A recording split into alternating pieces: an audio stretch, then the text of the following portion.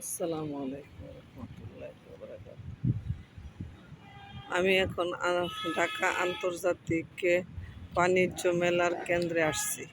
আমি গত শুক্রবারে দেশ টিভিতে দেখেছিলাম যে এখানে পশু মেলা জমেছে। সেই সুবাদে আমি আজকে পশু মেলা দর্শনে আসি। আইসা দেখি এখানে পুরাটাই খালি, মেলা নাকি শেষ হয়ে গেছে। আসলে এটা চীন মৈত্রী সম্মেলন কেন্দ্রের স্থান।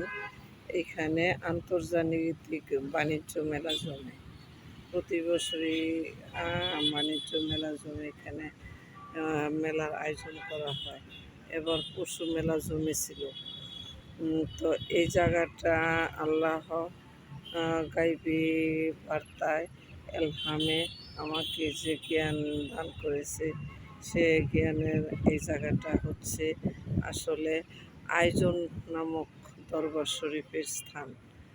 আয়োজন আয়োজন মানে আয়োজন এক ধরনের শক্তি, যা মানুষকে সহজে উদ্বুদ্ধ করা যায়। সে আয়োজন নামক নূর এখানে নাজিল হয় বিদায় এই স্থানটি,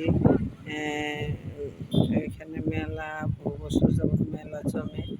আর এই স্থানটি একটা বিষয় যে, যেই জায়গাতে আল্লাহর নূর নাজিল হয় সেই জায়গাটা বেশিরভাগই নিরিবিলি থাকে, রাত্রে অন্ধকারাচ্ছন্ন থাকে।